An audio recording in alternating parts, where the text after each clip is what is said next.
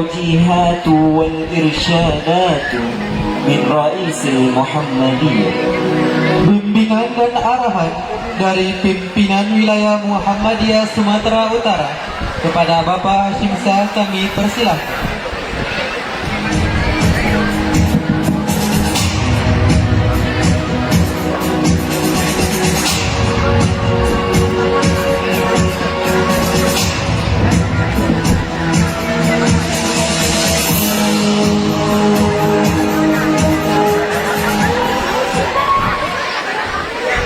Assalamualaikum warahmatullahi wabarakatuh.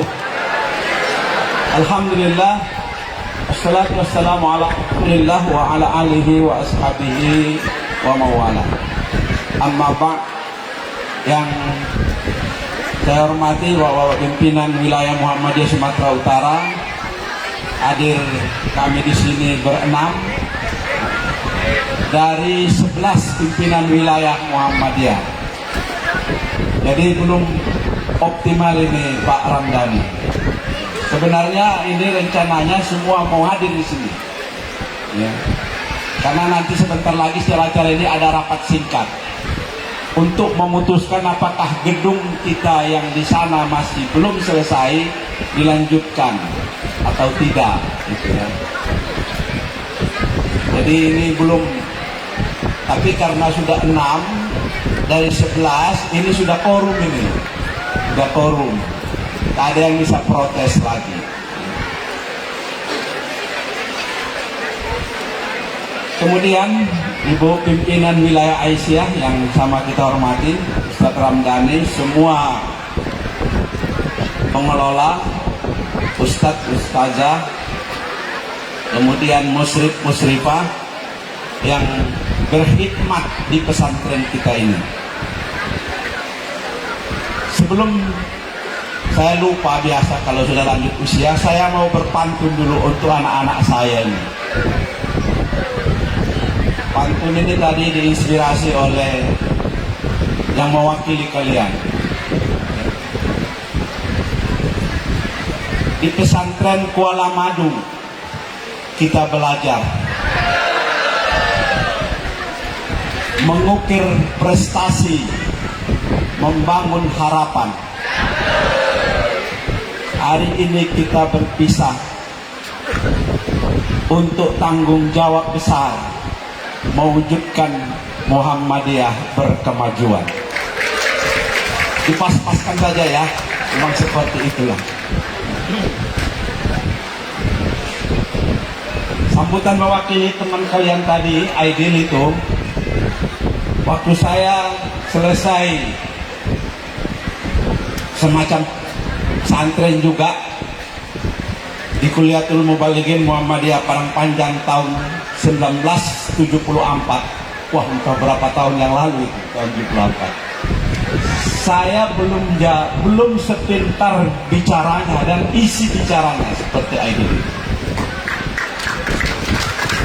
Jadi kalau sekarang saya profesor, guru besar, maka saya percaya anak-anak kita ini jadi guru besar, bisa berprestasi di bidangnya. Dengan satu tekan, memang ini selalu diingatkan, intan surullah yang surkum wasabbit a'damakum. Jika kamu menghayati doanya sepenuh hati ketika dia berdoa, insya Allah akan sukses sampai kepada yang diharapkan. Karena itulah mengenai nasihat, saya kira sama saja dengan yang disampaikan oleh Ustadz Ramdhani tadi dan mewakili orang tua. Surat Luqman 12-19 itu sudah sangat lengkap. Jadi kalian sering ulang-ulang dibaca itu, sehingga memberi tuntunan di dalam hidup. Cuma ada satu tadi yang belum diingatkan Ustadz Ramdhani, aniskurli wali walidaika, bersyukur kepada Tuhan, bersyukur kepada Allah Subhanahu wa Ta'ala. dan kepada orang tua. Pada orang tua itu bahasa kita berterima kasih, bahasa kita mengikuti apa yang diinginkan oleh orang tua. Kalaupun tidak sesuai, ajak diskusi. Ajak diskusi. Seperti halnya Ismail berdiskusi dengan bapaknya. Itu sebabnya maka perkembangan anak-anak kita ini masa adolescence ini dari segi psikologi terjadi pancaroba, sudah saat remaja menuju kepada masa dewasa yang sangat banyak yang menggoda dia.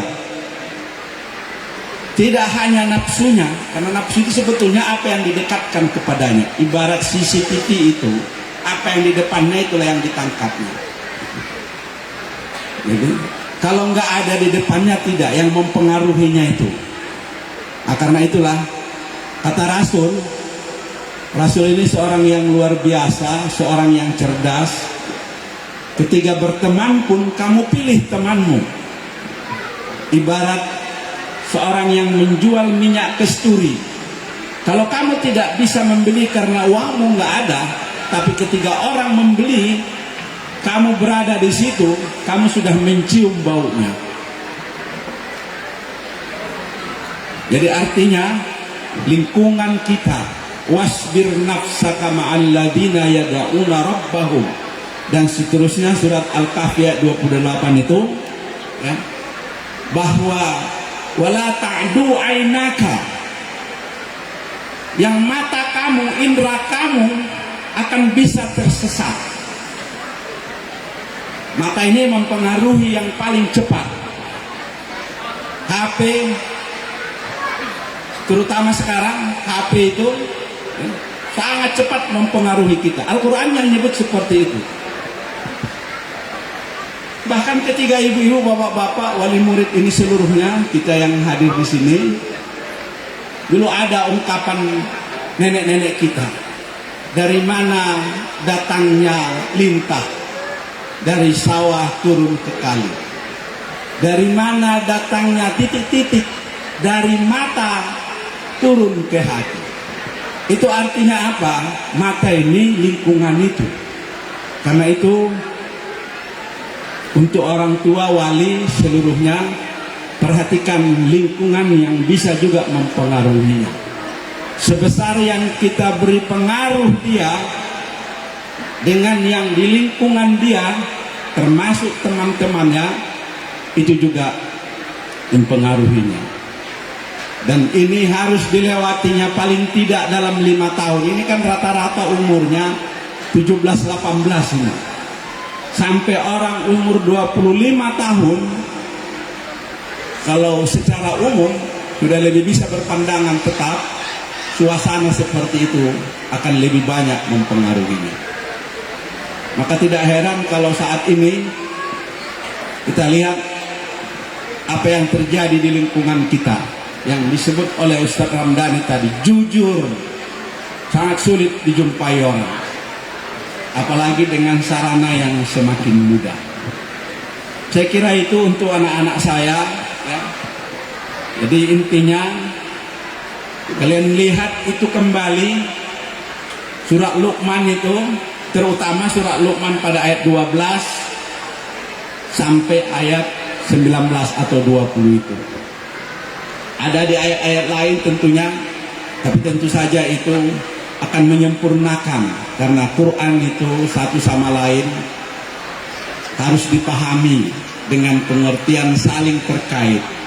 Apa yang disebut kalian sudah paham, berarti itu harus dipahami memiliki korelasi, munasabah. Saya ingin menyampaikan sedikit mengenai milad ini. Ini dulu dibangun tentu saja hanya sekolah mengaji, madrasah diniyah awaliyah. Kemudian oleh pimpinan daerah Muhammadiyah Kota Binjai yang pada masa itu bersatu dengan Langkat, diusahakanlah berdiri pesantren di sini. 2 atau 3 tahun berikutnya Kemudian dibangunlah sanawiyah, berkembang sedikit-sedikit. Dan 3 tahun belakangan ini secara intensif PWM memberi perhatian yang serius kepada pesantren ini sesuai dengan amanah perserikatan. Seperti itu. Karena tidak mungkin kita menyiapkan kader yang disebut di sana itu sebagai pencerah ya, kalau tidak dibekali dengan ilmu-ilmu keagamaan yang kuat.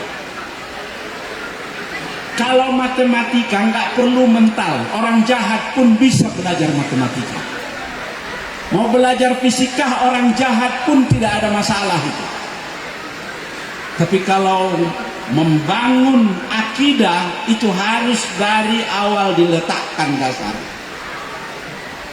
Memberi ilmu-ilmu agama yang lain tidak hanya sekedar dinalar, tapi juga harus diresapi sehingga terdorong untuk mengamalkan ajaran agama itu.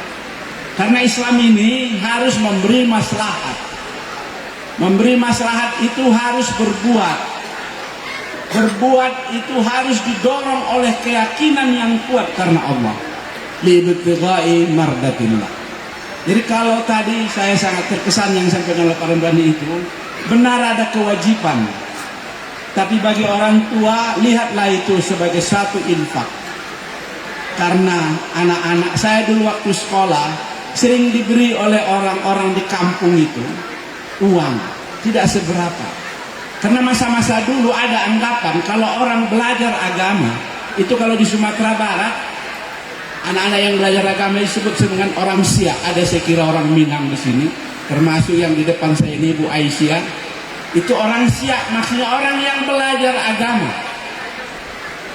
Dan mereka memberi infak kepada anak itu, walaupun anak itu sebetulnya boleh jadi itu tidak besar, tapi itu sebagai bahagian. Jadi kalau dicari mungkin kiasnya nggak ada ya Ustaz Ramdhani, tapi kalau dipahami bahwa yang diberi itu akan berbuah lebih baik nanti dan muncul menjadi wujud orang yang menghayati, mengamalkan agama, maka itu bahagian dari mungkin tidak sampai kepada wakaf, tapi paling tidak itu bisa kita sebut infak.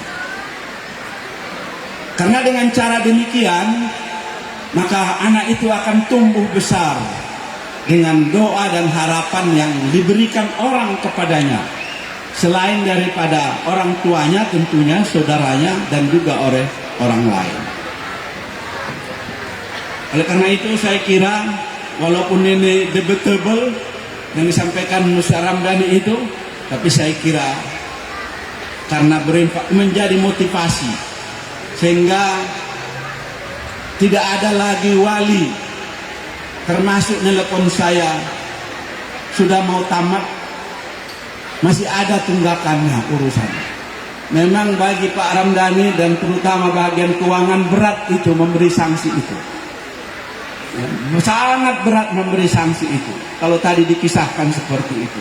Tapi memang ini harus tumbuh, dan tumbuh tidak bisa kita hindari dari persoalan biaya. Lokasi kita ini pada mulanya sekitar 1 hektar. Kemudian dibeli beberapa di belakang itu, sekarang sudah 2,8 hektar.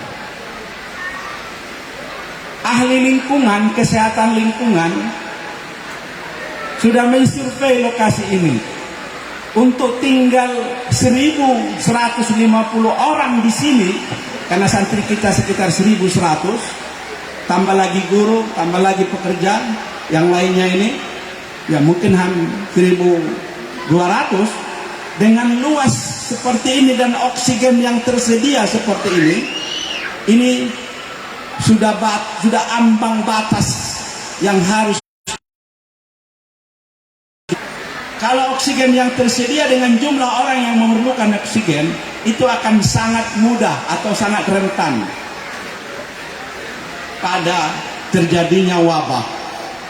Oleh karena itu kita terpaksa harus mengembangkan ini. Tadi selama 20 tahun lebih saya mengajar pengajian di rumahnya. Itu nggak dikasih, sudah beberapa kali ditawar itu. Tadi ada yang menawarkan Ya. Mudah-mudahan kalau ada di antara wali ini yang ingin berwakaf ke situ, silahkan. Tapi akan kita usahakan, tentu pertama dulu membangun lokal. Kemudian nanti akan memperluas, membangun asrama. Ini persoalannya kita tidak terima, kita tutup. Karena saya sudah lihat satu kamar itu, karena yang membangunnya ini seorang dokter, sampai dihitung ke sana. Apa prodi yang ada di UMSU itu, instalasi listriknya sudah lebih bagus. Prodi elektro UMSU diperintahkan kemari menganalisa penggunaan listrik di sini. Demikian juga air minum memang belum maksimal, tapi sudah dikasih besar itu, ya. 3 tahun yang lalu diserahkan secara resmi di sana itu, ya. Itu menerima yang sudah jadi. Kalaupun ada kekurangannya tinggal memoles saja. Dengan perjuangannya dan keikhlasannya secara keluarga, menyerahkan ini, dan tentu saja dalam ketentuan-ketentuan yang diatur oleh perserikatan. Oleh karena itulah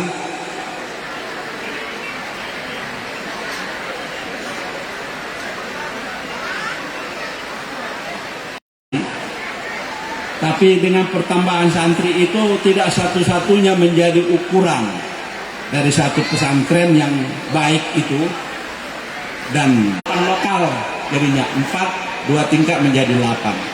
Sudah bisa ruangan belajar sudah lebih bagus, sehingga mungkin sarana-sarana atau media-media belajar yang masih kurang di sini.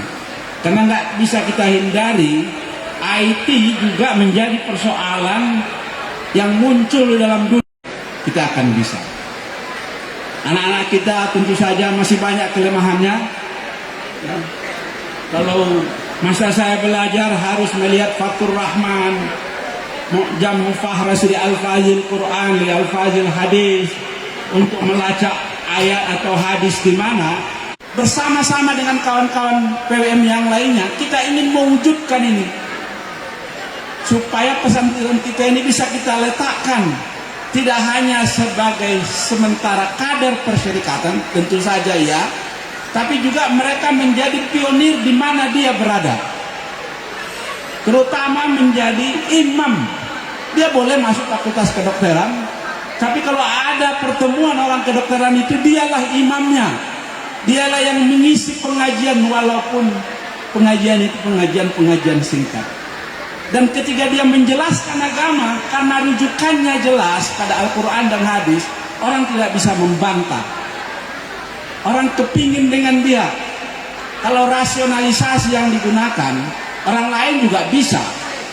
Itu sebabnya memang kita mengharuskan 3 juz bagi tingkat sanawi, sampai 6 juz, 5 atau 6 juz pada tingkat aliyah. Memang yang kita wisuda hari ini, saya tanya tadi Seremdani, hanya ada santri kita yang sampai 15 juz. Kalau yang tahun lalu kalau nggak salah ada 3 ya Seremdani ya. Tapi kita memang tidak memaksakan karena ada ilmu lain, kapasitas anak. Kami juga sebenarnya menyadari sebagusnya anak-anak yang masuk ke sini, kita akan tes potensi akademiknya. Sehingga kalau dia diberi beban, dia mampu. Karena beberapa pesantren, termasuk pengalaman kawan saya, dibebani anaknya melebihi dari kemampuannya. Ada yang bisa, ada yang tidak bisa. Tapi karena itu menyangkut pembiayaan, mentes potensi akademik itu, begitu masuk di tes potensi akademiknya, mana anak-anak yang punya kecenderungan ini, kapasitas hafalannya gimana, IQ-nya gimana, sehingga guru-guru lebih mudah memberi beban kepadanya. Karena kalau kapasitasnya tidak mampu kita isi, ya tidak mungkin seperti itu. Nah, kita akan mengelola, dan memang ini yang dikembangkan oleh pimpinan pusat dalam rangka mengembangkan pesantren kita. Sehingga kita tidak hanya sekedar, jadi kalau ada orang tua atau wali yang bertanya, oh sedikit kali hafalannya, betul. Tapi itu tadi yang ditekankan, supaya dia terus dibimbing. Ini hanya bekal dia. Bisa dia menambah itu, bisa juga yang 5 juz itu menjadi 1 juz pun tidak ada. Karena lama-lama dia tidak membiasakan dirinya, terutama dalam beribadah, yang di sini dia mungkin cinta Al-Quran karena pengaruh lingkungannya, tapi ketika dia keluar dari sini, lingkungan itu tidak mendukung dia, maka kemudian terjadi pengurangan dari hafalannya itu, kebiasaannya itu. Jadi kalau dulu teorinya dalam sosiologi, individu yang mempengaruhi masyarakat, sekarang sudah terbalik, masyarakat yang lebih dominan mempengaruhi individu. Tapi percayalah, Allah akan memudahkan anak kita bisa keluar dari persoalan-persoalan hidupnya yang semakin lama selalu dibayangkan orang berat, tapi Allah tidak akan memberi beban kepada kita kalau beban itu kemudian melebihi dari kemampuan kita. Jadi sudah pas itu. La yukallifullahu nafsan illa wus'aha. Karena itulah, sekali lagi bagi yang mau berinfak silahkan, tapi nanti untuk pemilihan tanah terutama, kalau ini mungkin sudah akan bisa kita hitung dari mana dananya. Bapak-bapak, saya ingin beritahu karena ini datang kemari nanti akan bercerita ke masyarakat di luar itu. Untuk membangun gedung itu, saya sudah diberitahu kita memerlukan biaya sekitar 1,4. Saya tanya dari mana kita bayar itu? Keuntungan anak-anak kita berbelanja di kantin, di koperasi kita. Yang bisa kita dapat, jadi kalau dia lebih mahal, mungkin kok segini harganya Pepsodent di sini, di luar kok enggak. Itu sebenarnya keuntungan itu dalam rangka kita persiapkan. Karena kalau orang tua kita bebani, tidak seluruhnya orang tua mampu. Jadi keuntungan itu nanti akan tinggal menambah sedikit dari sisa atau kelebihan dari uang yang masuk. Nanti kita bisa akan membayar angsuran dari 1,4 miliar. Dalam 1 bulan tidak kurang dari 30 juta kita bisa dapat keuntungan itu, bukan kemana-mana. Jadi persoalannya adalah pesantren ini milik umat, walaupun penyelenggaranya adalah persyarikatan dan yang diberi amanah wilayah sesuai dengan aturannya, tapi ini sangat transparan, sangat terbuka, sehingga isu-isu yang macam-macam di luar itu tidak benar. Dan kalau ada yang ingin tidak puas, bisa ke Ustaz Ramdhani atau kepada saya atau kepada sekretaris untuk mengklarifikasi, kok begini jumlahnya, kenapa lambat sekali. Boleh dicek pesantren-pesantren besar maksudnya yang jumlah santrinya 1000 ke atas, kita masih yang termurah biayanya. Sebenarnya kita berharap itu tidak usah lagi dinaik-naikkan. Ya, tetapi mungkin kebutuhan itu yang semakin hari mengalami perubahan, maka kita perlu mungkin ada penyesuaian. Mudah-mudahan dengan niat yang ikhlas, mengharap ridha Allah, pesantren ini terus akan kita bangun. Terutama tentu saja di bagian akhir, sebagai pimpinan wilayah Muhammadiyah Sumatera Utara, saya berterima kasih kepada semua ustazah, musrifah yang saya tahu betul mereka berkhidmat, mengabdi, memberikan dedikasinya yang tinggi dalam rangka menjalankan tugasnya, yang kalau kita ukur ya secara duniawi sebenarnya kita harus betul-betul memberi perhatian kepada mereka. Terima kasih, mudah-mudahan apa yang diberikan sebagai pengabdian kepada agama Allah melahirkan generasi-generasi yang kemudian menjadi harapan bangsa ini, menjadi sesuatu yang diridhai oleh Allah dan mendapat keberkahan dari Allah Subhanahu wa taala. Kepada orang-orang tua, bersyukurlah. Bersyukur itu saya lihat di tafsir, salah satu maknanya adalah memuji Allah. Memuji Allah itu tidak cukup dengan ngomongan alhamdulillah. Anak saya sudah selesai, sudah tamat. Dalam surah As-Saba ayat 30 dijelaskan, "I'malu ya Daud syukran." Memuji Allah itu harus dalam wujud tindakan.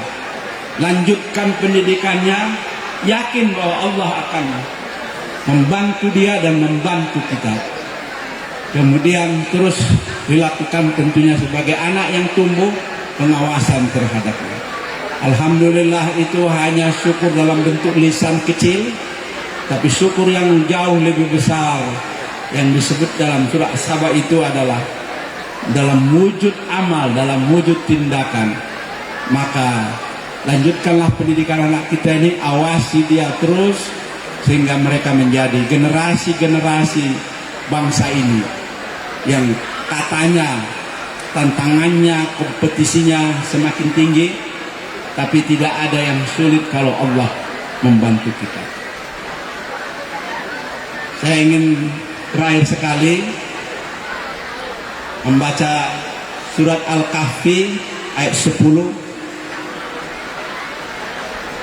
Berkata pemuda-pemuda Kahfi, Rabbana atina min ladunka rahmah wa hayyi lana min amri rasyada.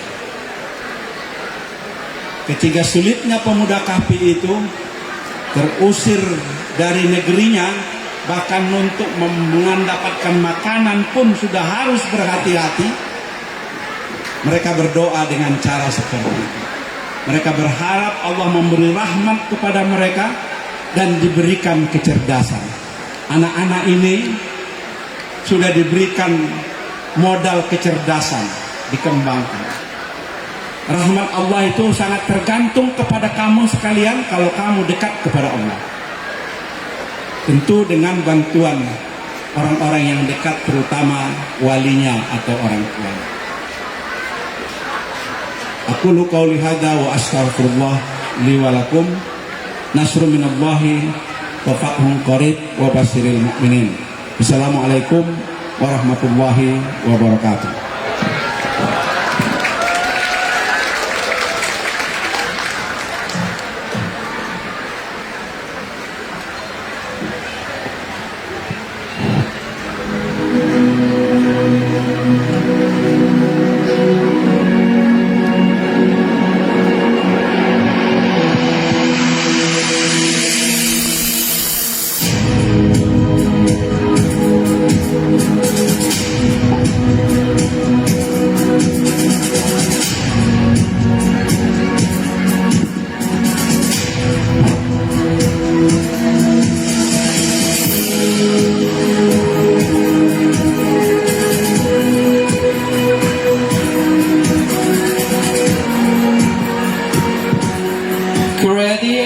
Suci performance.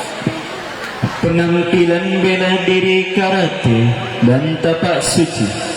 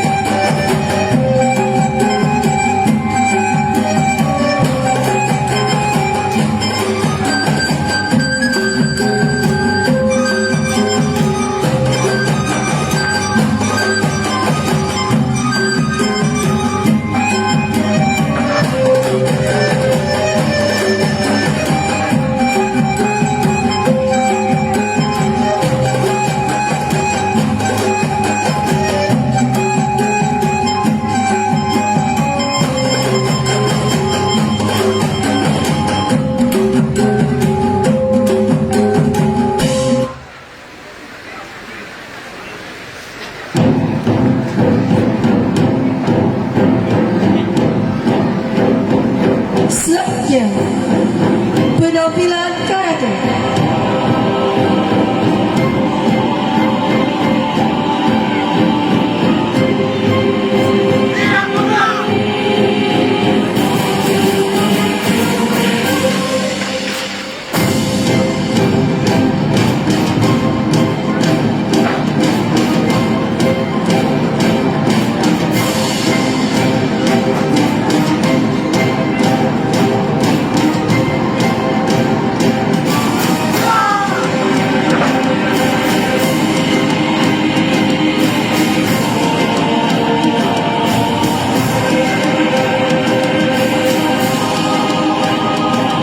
Bapak, Ibu, para undangan, santri kita ini adalah pemenang karate tingkat Kabupaten Deli Serdang pada tahun 2022-2023.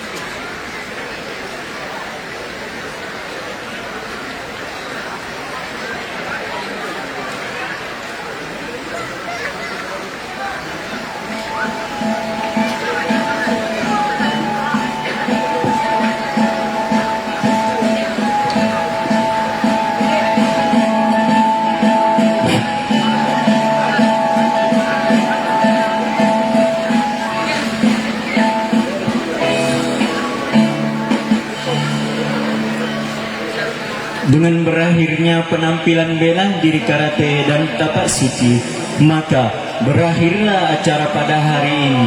Kami mewakili seluruh santri-santri pesantren modern Muhammadiyah Kuala Madu mengucapkan selamat jalan kepada alumni santri dan santria dari Marhala Al-Fakhru. Semoga ilmu yang didapat mendapat keberkahan dari Allah Subhanahu wa taala dan bermanfaat di dunia dan akhirat. Amin ya rabbal alamin. Terbang tinggi Sirawajawali, membelah langit menatap awan. Inaugurasi telah selesai. Kepada abang dan kakak kami ucapkan selamat jalan. Acara milad ke-35 Pesantren Modern Muhammadiyah Kuala Madu Langkat dan pelepasan alumni ke-30 tahun ajaran 2022-2023 dengan mengucapkan kalimat Alhamdulillah. Dalam sedikit kemungkinan takkan menyerah untuk hadapi hingga sedih tak mau datang lagi. Bersamamu ku habiskan waktu, senang bisa mengenal dirimu. Rasanya semua begitu sempurna, saya butuh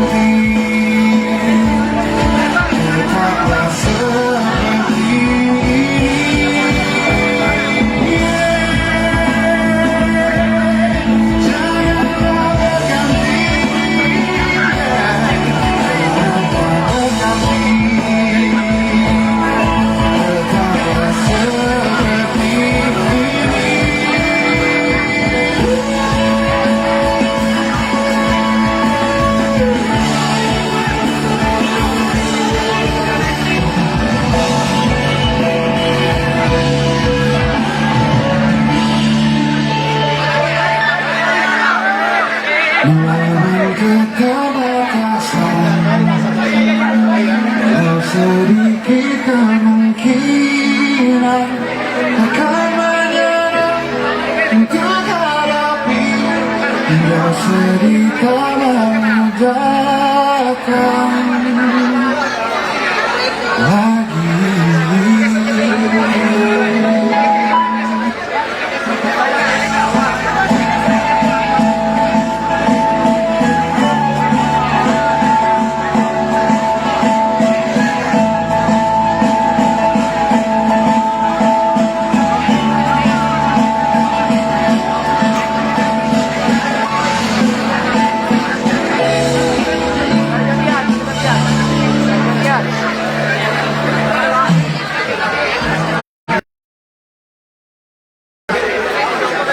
Duh, mundur pas sini nggak bisa dong. Duh, mundur pas sini.